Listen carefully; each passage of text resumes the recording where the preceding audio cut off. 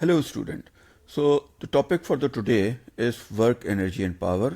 और इस चैप्टर में जो चीज़ें हम डिस्कस करने के लिए जा रहे हैं that is work, energy, types of energy and how the energy transfers, efficiency and power. So चलें स्टार्ट करते हैं. सबसे पहले हम डिस्कस करते हैं कि वर्क डन क्या होता है. फिजिक्स में वर्क डन का क्या मतलब है. Let's start. So what is mean by work done when we are discussing in physics. Physics में वर्क डन होता है जब किसी ऑब्जेक्ट पे फोर्स लगाते हैं और उस फोर्स के इन्फ्लुएंस में वो ऑब्जेक्ट कुछ डिस्टेंस या डिस्प्लेसमेंट कवर करता है. तो इस लिहाज से वर्क डन को हम डिफाइन कर सकते हैं that it is the product of force and displacement covered in the direction of force. अब यहां पे एक बात ध्यान में रखनी है कि वर्क डन उसी वक्त होगा जब फोर्स और डिस्प्लेसमेंट एक ही डायरेक्शन में एक्ट करेंगे. इसको ज्यादा बेहतर समझने के लिए इमेजिन करते हैं कि हमारे पास ये एक हॉरिजॉन्टल सरफेस और इस सरफेस के ऊपर हमारे पास एक ऑब्जेक्ट है दिस वन. इस ऑब्जेक्ट पे हम एक फोर्स अप्लाई करते हैं. लेट्स से कि हमने इस पर फोर्स अप्लाई की F और इस फोर्स की वजह से ऑब्जेक्ट एक नई पोजीशन पे आ गया. Here it is and between these two position it has covered a displacement से S. सो फोर्स लगाई है हमने F और डिस्प्लेसमेंट कवर हुआ है S. और रिमेंबर कि फोर्स और डिस्प्लेसमेंट दोनों सेम डायरेक्शन है, यानी कि डिस्प्लेसमेंट की डायरेक्शन भी वही है जो फोर्स की डायरेक्शन है. सो इस केस में जो वर्क डन हो जाएगा द वर्क डन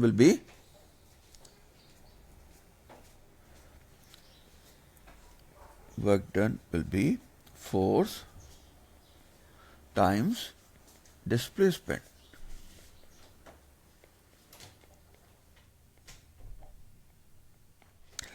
और इन शॉर्ट हम वर्क डन का फॉर्मूला लिख सकते हैं F, W for work, F for force and S for displacement. Remember कि S जो है वो डिस्प्लेसमेंट का सिंबल होता है हमारे पास. So work done is product of force and displacement. या डॉट का मतलब मल्टीप्लाई. अच्छा जी, सो वर्क डन हो गया फोर्स मल्टीप्लाई बाय डिस्प्लेसमेंट. अब इसकी यूनिट क्या होगी. याद रखें कि पहली बात तो आपने याद रखनी है कि वर्क डन क्या है, स्केलर क्वांटिटी है, यानी कि इसकी कोई डायरेक्शन नहीं होती.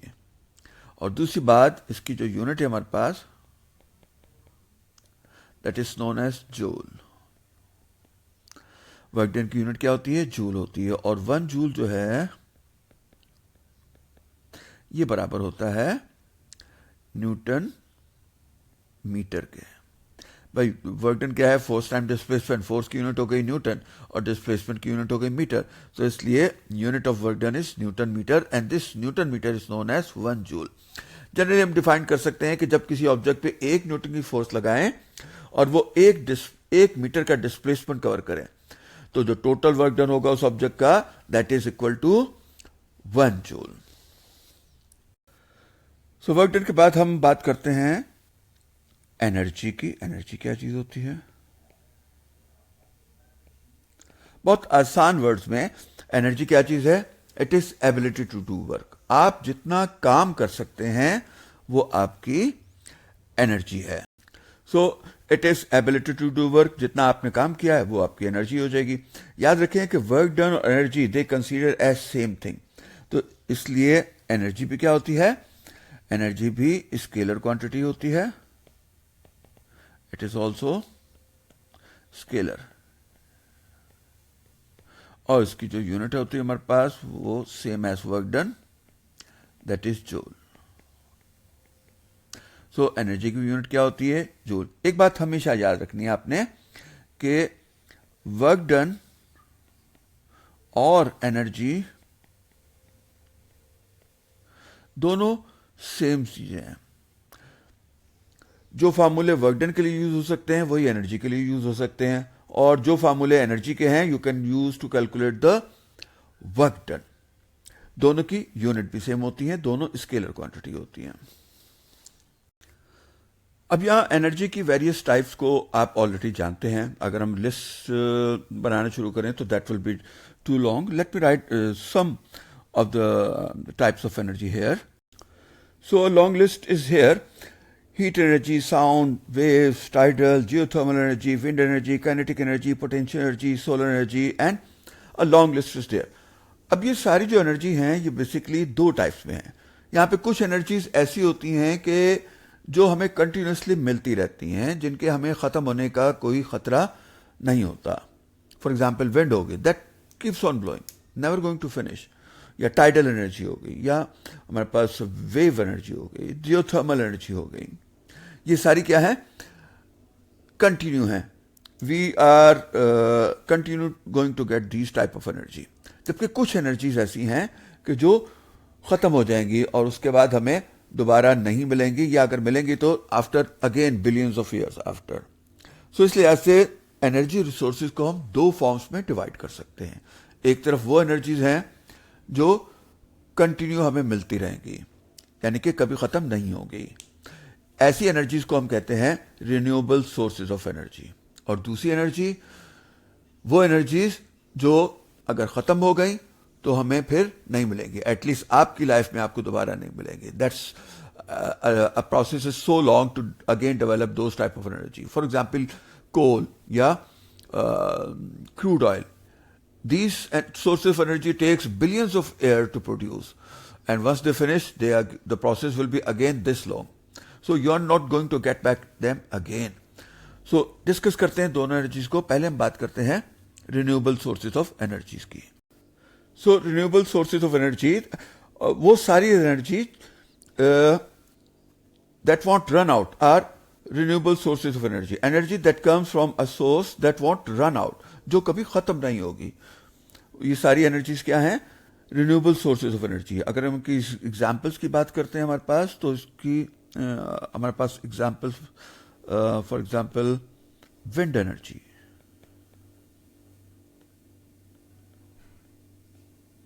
नॉन रिन्यूएबल एनर्जी है। जियोथर्मल एनर्जी,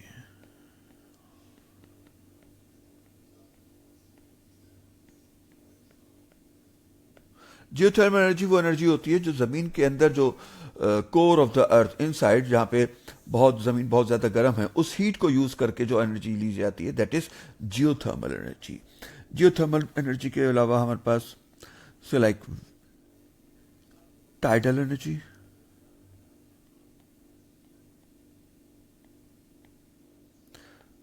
और वेव्स एनर्जी,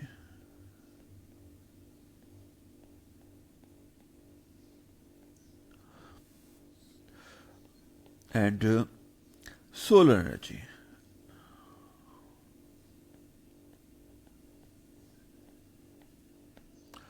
So ये सारी ऐसी रिसोर्सेज ऑफ एनर्जी हैं कि जो कभी खत्म नहीं होंगी। We have a continue supply of these type of energy. और इन सारी एनर्जी अगर आप देखें तो ये you can consider them green energy. इनके जो पोल्यूशन के इफेक्ट जो हैं वो ना होने के बराबर हैं, बहुत ही कम है। कुछ हो सकते हैं, फॉर एग्जांपल विंड एनर्जी में जब हम विंड टर्बाइन यूज करते हैं तो सम इकोलॉजिकल इफेक्ट में बी देयर, लाइक बर्ड्स के लिए यह हार्मफुल हो सकता है। या अगर हम हाइडल पावर को यूज कर रहे हैं, let me write the hydro power there as well. Hydro power,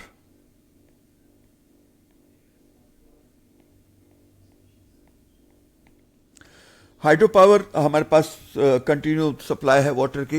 reverse पे डैम बना के हम उनकी एनर्जी को यूटिलाइज करते हैं। कुछ इकोलॉजिकल इफेक्ट इसके हो सकते हैं। फिश, जो रिवर फिश हैं, उनके लिए प्रॉब्लम होता है, उनकी हैबिटेट जो है वो डिस्ट्रॉय हो सकती हैं। कुछ इकोलॉजिकल इफेक्ट हो सकते हैं, but the thing is that we have continue supply of this one, so हमारे लिए ज्यादा बेनिफिट्स हो सकती हैं। ऑन द अदर हैंड, अगर हम बात करते हैं non renewable sources of energy की, let's talk about non renewable sources of energy. So non renewable resources of energy में हमारे पास वो सारी एनर्जीज आ जाती हैं जो अगर ख़त्म हो गई तो we are not going to get back again. We define these as it is a natural source of energy that cannot be readily replaced or replenished as rapidly as it is used up. So जितना वो सारी energy जिनका use जो है वो बहुत fast है as compared as they are being produced by the natural resources. For example हमने ऑलरेडी डिस्कस किया कि नेचुरल गैस हो गई या कोल हो गया, ये डेवलप होने में इतना ज़्यादा टाइम लेते हैं कि you are not going to get back again in a short time. They take millions of years to produce. अच्छा जी, so इनकी एग्जाम्पल में हमारे पास क्या क्या हो सकती हैं? Examples of the non renewable sources of energy में हमारे पास आ जाता है coal, and we are about to finish with this coal. Natural gases,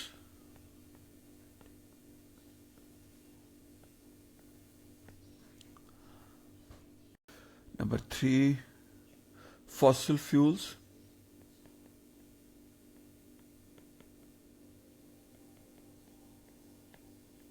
fossil fuel भी हमारा क्रूड ऑयल आ जाएगा, पेट्रोलियम आ जाएगा, and all the product that are belongs to crude oil और फॉसिल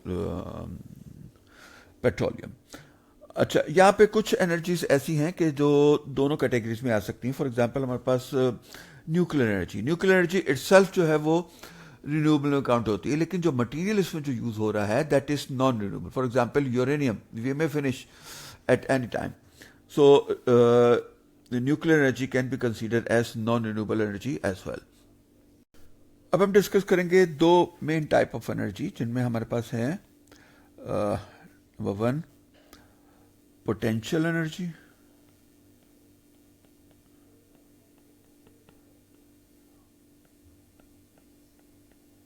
पोटेंशियल एनर्जी बहुत सिंपल वर्ड में potential energy हमारे पास क्या होती है? वो एनर्जी जो इस वक्त स्टोर्ड है, अभी यूज नहीं हो रही. सो सिंपल वर्ड में पोटेंशियल एनर्जी को डिफाइन कर सकते हैं हम, इट इज स्टोर्ड एनर्जी.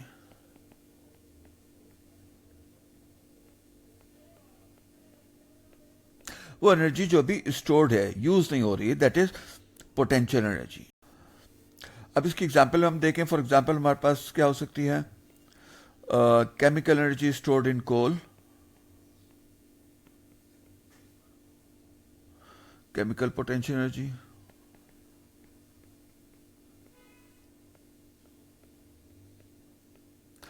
कोल जब तक बर्न नहीं हो रहा उसमें एनर्जी स्टोर है in form of chemical energy. एक ड्राई बैटरी सेल जब तक वो किसी इलेक्ट्रिकल सर्किट में नहीं लगा हुआ उसमें एनर्जी स्टोर्ड है in form of chemical energy. इसके अलावा हमारे पास elastic potential energy,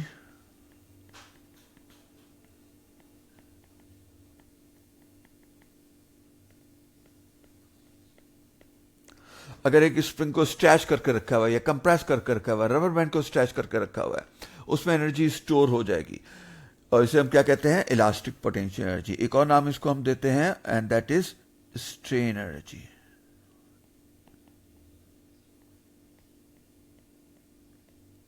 elastic potential energy को ही हम दूसरा नाम देते हैं स्ट्रेन एनर्जी का. Energy stored in an elastic object when it is stretch और compressed.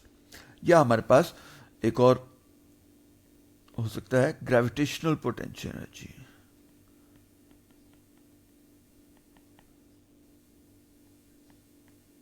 Gravitational potential energy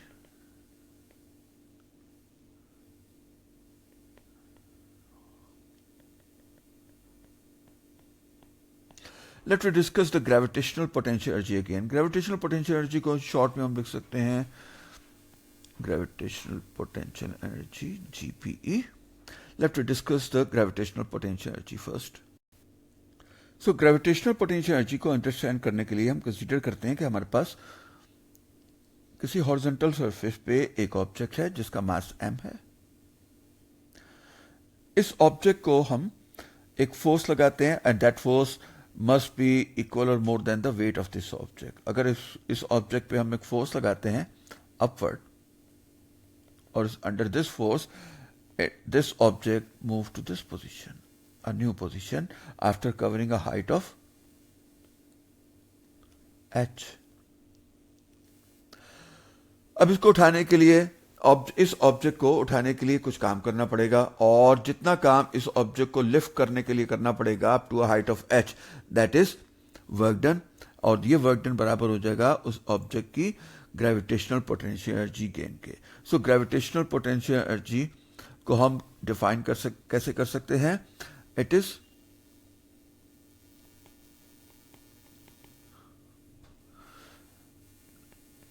the energy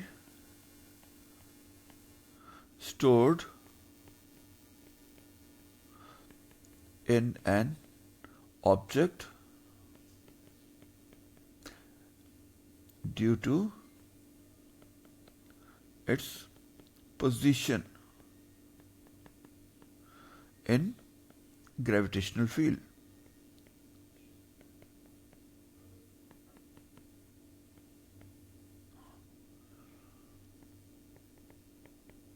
So, किसी ऑब्जेक्ट की में जो एनर्जी स्टोर्ड होती है उसकी पोजीशन की वजह से जो उसने ग्रेविटेशनल फील्ड में अचीव की है, this stored energy is called gravitational potential energy.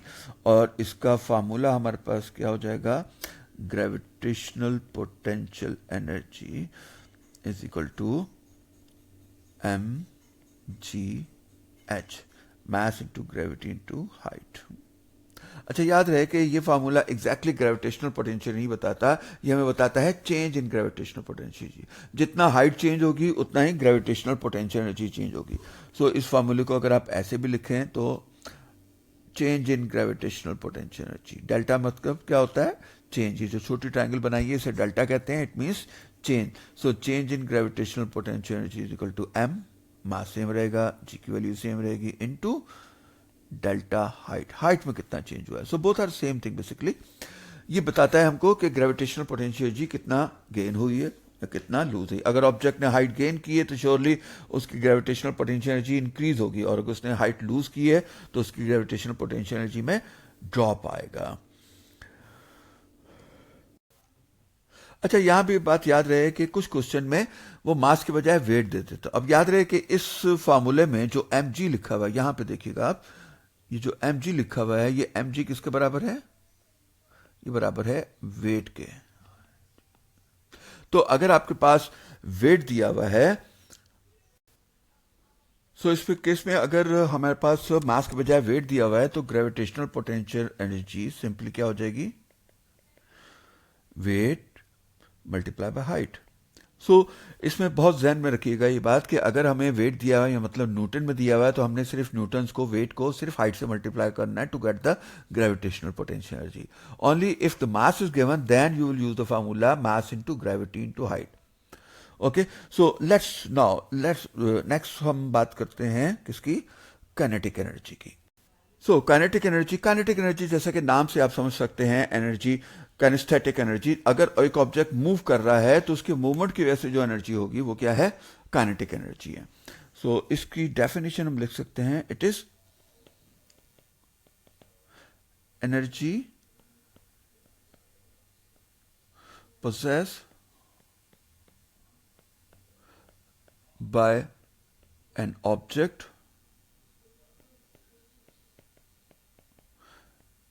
due to its speed. किसी ऑब्जेक्ट में उसकी स्पीड की वजह से जो एनर्जी है वो उसकी काइनेटिक एनर्जी है। उसका फार्मूला हमारे पास क्या होता है? Kinetic energy, K for kinetic, E for energy is equal to 1/2 half m for mass and v for speed square. So ये फार्मूला हमारे पास काइनेटिक एनर्जी का। याद रहे कि इस फार्मूले में हमारे पास m रिप्रेजेंट कर रहा है मास ऑफ द ऑब्जेक्ट और v हमारे पास क्या है? स्पीड ऑफ द ऑब्जेक्ट है। और formula K is equal to 1/2 mv square, half mv square. So next इस चैप्टर में हम डिस्कस करने जा रहे हैं law of conservation of energy. So law of conservation of energy हमसे कहता है कि हम एनर्जी को ना तो क्रिएट कर सकते हैं ना ही इसको हम फिनिश कर सकते हैं। What we can do only, we can only transfer the energy from one to another form. Energy को ना तो हम प्रोड्यूस कर सकते हैं, ना जो ऑलरेडी एनर्जी है उसको हम फिनिश कर सकते हैं, खत्म कर सकते हैं। एनर्जी सिर्फ एक फॉर्म से दूसरी फॉर्म में कन्वर्ट हो सकती है। So let we write the definition first and then we will be discussing the law of conservation of energy.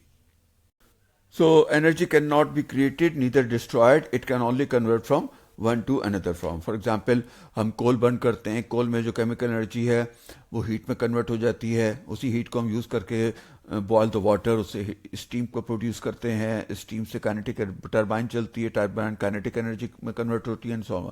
ये प्रोसेस है थर्मल पावर स्टेशन का। इसी तरह डिफरेंट सिस्टम है। फॉर एग्जांपल हमारे पास अगर एक ड्राई बैटरी सेल है तो उसकी केमिकल एनर्जी कन्वर्ट हो रही है इलेक्ट्रिक एनर्जी में, ख़त्म नहीं हो रही, कन्वर्ट हो रही है इलेक्ट्रिक एनर्जी। उसी इलेक्ट्रिक एनर्जी से अगर हम बल्ब यूज़ करते हैं तो वही इलेक्ट्रिक एनर्जी कन्वर्ट होती है लाइट एनर्जी में, and this process continue.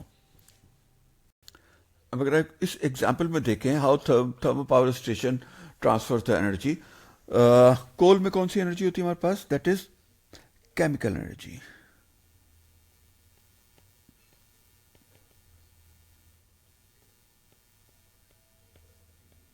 Chemical energy convert होती है किसमें? थर्मल एनर्जी या हीट एनर्जी में।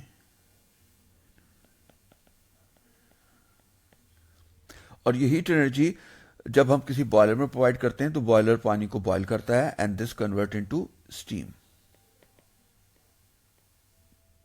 ये स्टीम एनर्जी टरबाइन को मूव कराती है, और जब टरबाइन मूव करता है तो ये कौन सी एनर्जी होती है? Kinetic energy.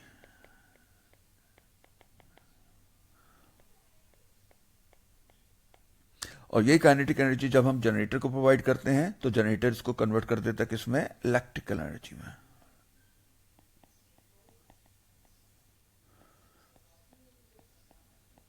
तो ये सारा प्रोसेस इस तरीके से एनर्जी एक फॉर्म से दूसरी फॉर्म में कन्वर्ट होती रहती है। हमारे पास जो केमिकल एनर्जी है ये किसमें हमारे पास? कोल में थी। कोल से ये हीट एनर्जी कन्वर्ट हुई जब हमने इसको बर्न किया, और ये एनर्जी हमने ट्रांसफर की किसमें? बॉयलर में, और बॉयलर ने हीट एनर्जी को स्टीम में कन्वर्ट किया यूज करके, और ये स्टीम एनर्जी काइनेटिक एनर्जी में कन्वर्ट हुई कहां पर? प्रोपेलर में या टरबाइन में, और टरबाइन से काइनेटिक एनर्जी ट्रांसफर हुई किसमें? जनरेटर में, और जनरेटर में ये इलेक्ट्रिक काइनेटिक एनर्जी कन्वर्ट हो गई किसमें? इलेक्ट्रिकल एनर्जी में।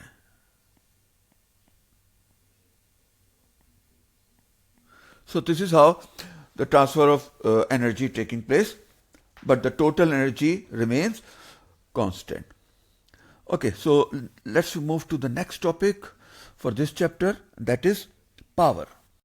हाँ जी, पावर क्या चीज होती है? देखें, एक काम दो या तीन लोग आसानी से कर सकते हैं। Like for example, if someone ask you to bring a chair from this room to another room, this work can be done by you और योर सिबलिंग्स एज वेल। अब डिसाइड कैसे होगा कि कौन ज्यादा पावरफुल है? अब अगर एक काम सारे लोग कर सकते हैं तो कैसे डिसाइड करेंगे कौन ज्यादा पावरफुल है? The one who can do the job more quickly, this person will be more powerful. तो इसका मतलब है कि काम के साथ साथ एक और फैक्टर हमारे पास इन्वॉल्व हो गया, वो क्या है? टाइम का। अगर एक काम को आप जल्दी करते हैं, कम वक्त में करते हैं, तो it means you are more powerful. तो इसका मतलब है कि पावर में हमारे पास दो फैक्टर आ जाते हैं। कौन कौन से फैक्टर आ जाते हैं? एक फैक्टर है हमारे पास वर्क का, और दूसरा फैक्टर है कौन सा? टाइम का। सो ये दो फैक्टर इन्वॉल्व हैं किसमें? पावर में। अगर आप कम वक्त में ज्यादा काम कर सकते हैं तो यू आर मोर पावरफुल। सो इस लिहाज से वर्क डन की डेफिनेशन हम पावर की डेफिनेशन हम कैसे कर सकते हैं? That power is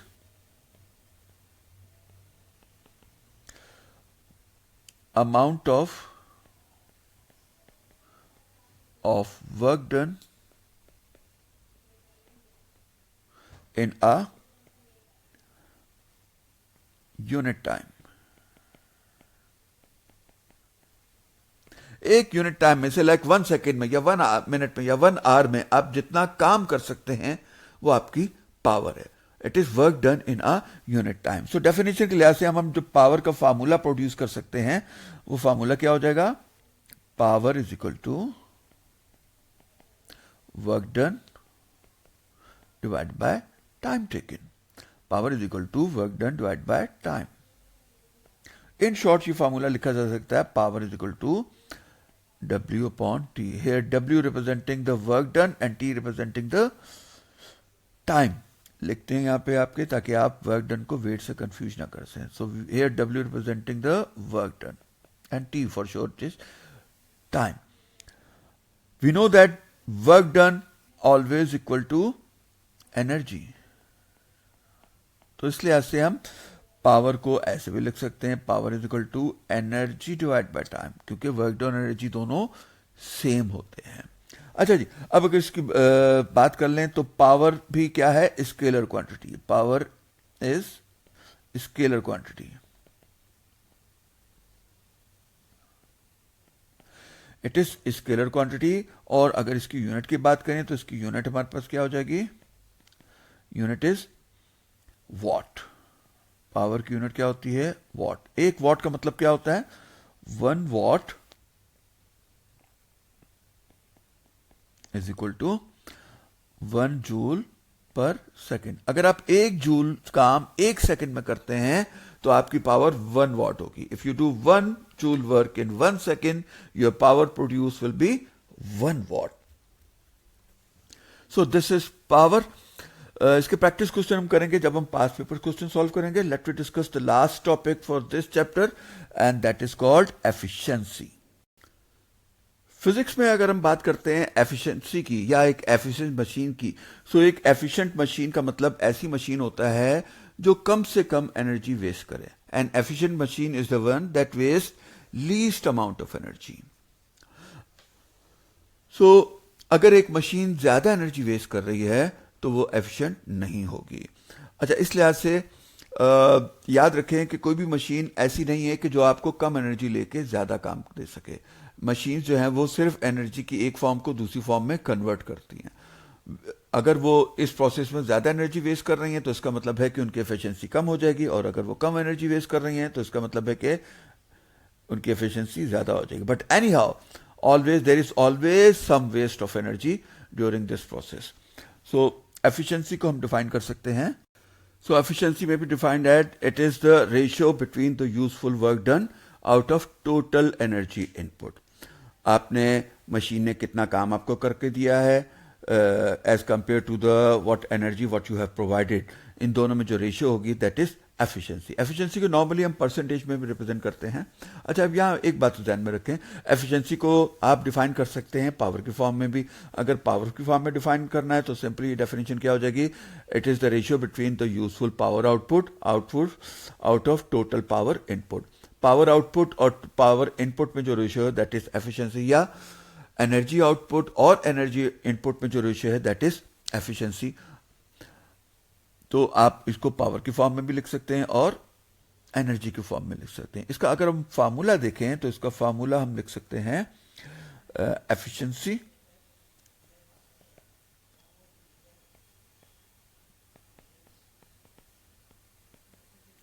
is equal to useful work done out of total input energy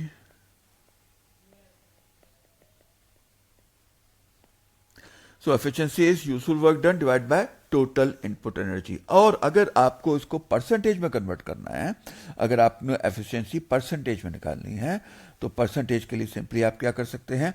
अगर आपको एफिशिएंसी चाहिए परसेंटेज में तो आपने इसको 100 से मल्टीप्लाई कर देना है. That is it. सो ये एनर्जी आ जाएगी आपकी किस में? परसेंटेज में जाएगी. इन द सेम वे आप एफिशिएंसी को पावर में भी लिख सकते हैं. Efficiency is equal to power output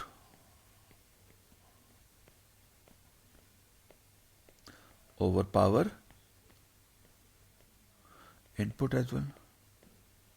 और अगर आपने परसेंटेज में कन्वर्ट करना है तो इसको 100 से मल्टीप्लाई करते हैं. सो this is how you can get the efficiency. याद रहे कि एक ऐसी मशीन जिसकी एफिशिएंसी 100% है, इसका मतलब है कि उसका जो एनर्जी वेस्टेज है वो 0 है. प्रैक्टिकली ऐसी मशीन नियरली इम्पॉसिबल है.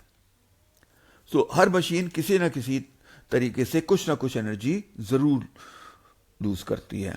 सो इसका मतलब है कि a machine with 100% efficiency is nearly impossible. अच्छा, अब यहाँ पे just last thing for this कि अगर हम एनर्जी इनपुट में से, wait a minute, energy input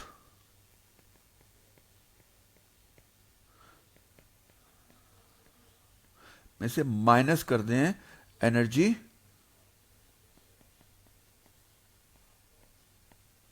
output,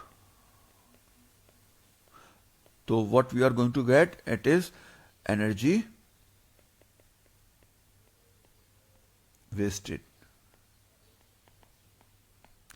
so input में से अगर आउटपुट माइनस करते गए तो हमें क्या मिलेगा, एनर्जी वेस्ट मिलेगा. याद रखें कि एनर्जी वेस्ट मोस्टली जो होती है वो in form of thermal energy होती है, हीट एनर्जी होती है, और इसका रीजन मोस्टली क्या होता है, friction between the two object. तो जब भी फ्रिक्शन होगी एनर्जी लॉस होगी, और एनर्जी लॉस होगी तो किस फॉर्म में लॉस होगी, हीट एनर्जी की फॉर्म में लॉस होगी. अगर वो एनर्जी है वो साउंड या लाइट की फॉर्म में भी लॉस हो रही है तो साउंड और लाइट भी एट लास्ट जाके हीट में ही कन्वर्ट हो जाएगी.